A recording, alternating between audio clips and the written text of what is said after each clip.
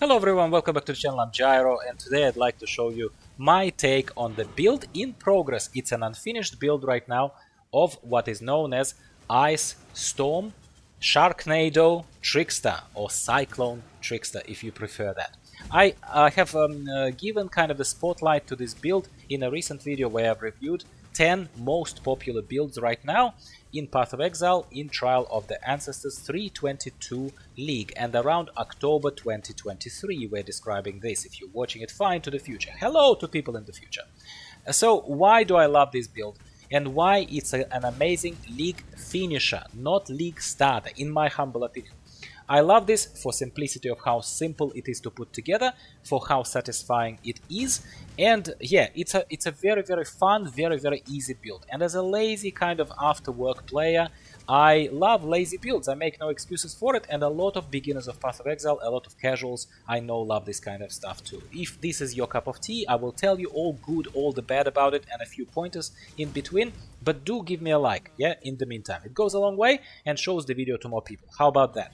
So let's keep talking about this. So I said already very quickly what's good about this build. I think it's right there front and center on the screen. It's an amazingly fun build, okay? Really fun build, really easy to put together. What's bad about it or not so good about it? Well, let's be honest about it so that you can decide if you would like to invest more time into it. First of all, the build is very slow to level. Bear with me. It's slow to level and slow to start enjoying until you level up your character to about level 32, if I'm not mistaken. That is when you can purchase from the Path of Exile marketplace this item, unless you're lucky enough to find it, but that's unlikely to happen. So you will just purchase it very cheaply, this staff called Whispering Ice, the Whispering Ice. This staff, as you can see right now on the screen, it gives you the level 1 Ice Storm skill. This is where those icicles are falling from the sky, yeah? It also has the potential to give you a lot of spell power the more you put into the intelligence. It's an intelligence-based build with a skill that comes for free with this item. End of the story. That's what makes it a very easy build. But the negative side effect of it is that if you don't have this stuff, you don't have the build. Which is why I'm reluctant to say that it's a good league starter. Because while there could be some people are straight into these new leagues and they farm things day and night and they then start selling uniques on the marketplace quite early on into any league. However, if you are within the league, within the first week or two even maybe of the league, I suppose first of all there will be certain scarcity on specific items such as this one, especially if the build is popular, and also the cost of this item would be rather high. However, if it's a league finisher, like I'm playing it right now, towards the end of the Trial on the Ancestors League, I bought this stuff and there were lots of them for sale on the marketplace for 2 Chaos Orbs. Not Divines, Chaos, my friends. Dirt cheap, super fun. Okay? That speaks for itself. Now, how this item works, I have to explain it to you. It gives you for free the Ice Storm skill, and you can either cast this by yourself, it will just appear on your action bar, or you can link it to something that procs it. Yeah? So in this particular case, once you have leveled up enough to use Cyclone skill, and at level 38, once you have access to Cast when Channeling support skill, the only 2 sockets that you need on this staff that should be linked together are that Cyclone and Cast when Channeling support. Everything else can be unlinked, and everything else are just pure support gems that Ice Storm skill will use and make it stronger. Does it make sense? It's perfect, it's awesome. So in this particular case, we don't care about the damage of Cyclone. Cyclone is just a vehicle. It's just something that is very fun. And in my case, it's even more so fun because I bought a while ago now a cosmetic transaction here that makes it look like a Sharknado, like sharks circling. I absolutely love it. It's like frozen sharks with all the ice stuff. I love it personally. It's a lot of fun to play.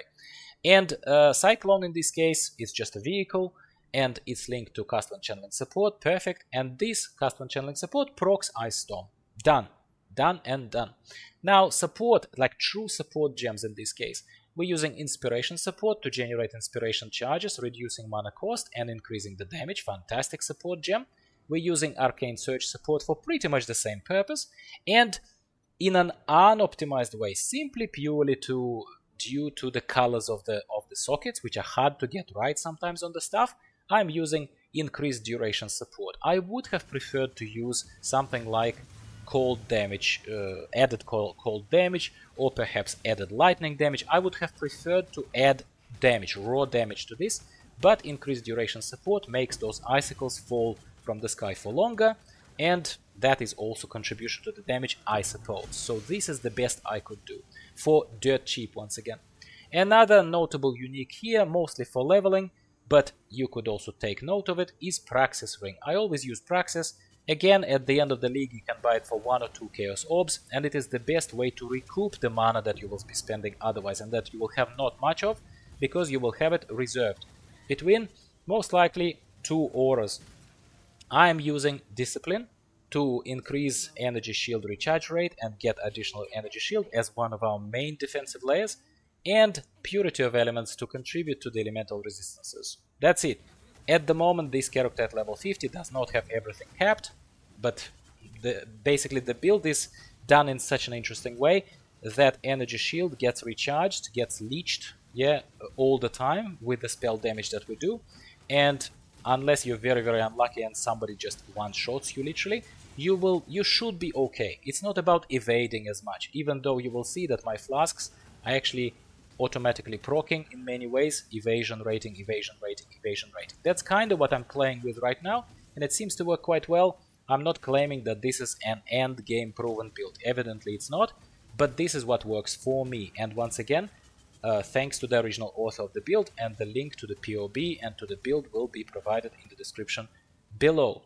So yes, relative squishiness, I suppose, maybe slightly slow start, maybe not as engaging until about mid-30s, yeah, but then once you reach that mid-30s, once you have Whispering Ice, once you have Castman Channeling Support and Cyclone, that's when, in my humble opinion, this build surges ahead in terms of fun, productivity, and everything else. Final thing that's worth showing you, and of course take a look at Path of Building, but in case you're playing on a console or you don't have access to Path of Building tool, I'll very quickly show you the passive skill tree, just very quickly. So it's a Trickster Ascendancy, not all Ascendancy nodes are open just yet, obviously, because it's only level 50.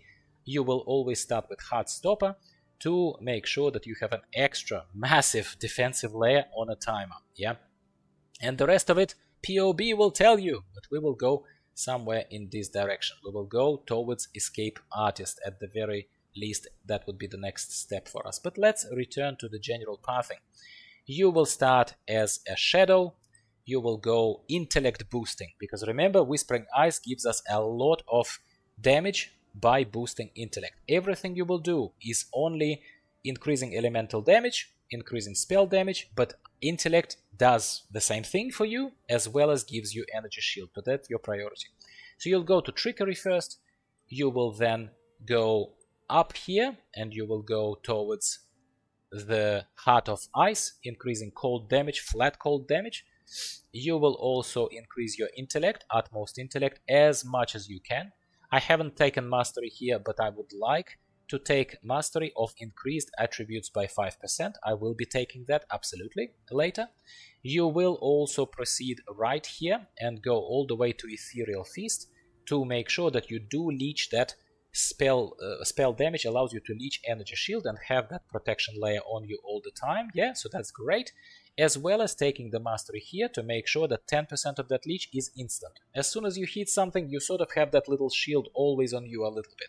That will keep you alive for quite some time. You would be pleased with that.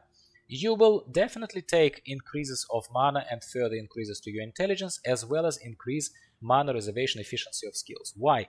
Because both the auras that you are running, you're going to be running Discipline and Purity of Elements, they will otherwise reserve 50% of your mana, which you will not be able to cast anything with. So you need efficiency of that reservation. You will then go down here. You will take Dreamer to increase maximum mana and reduce mana cost of skills.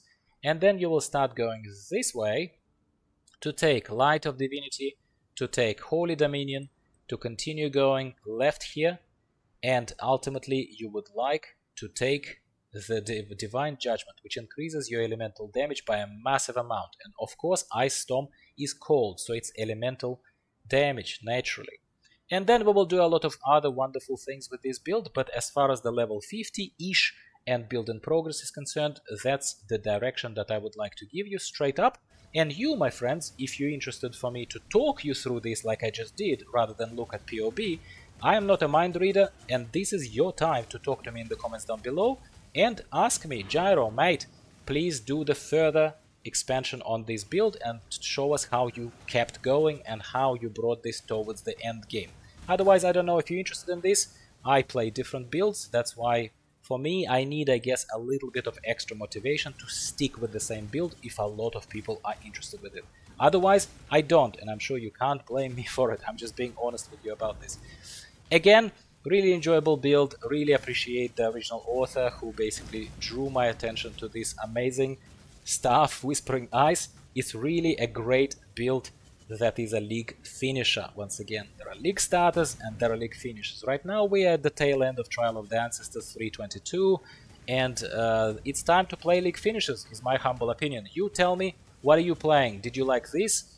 And yeah, any other questions are most welcome. I'm not pretending to be an expert, it's not my build, but I'm doing my best with it and I'm having a lot of fun. You have fun in the meantime, my friend. Subscribe for more from me if you are new here and you haven't subscribed yet. Well, why not? And give the video a like, because YouTube algorithm is a simple thing. You like it, it shows it to more people. Thank you for watching, and I'll talk to you next time.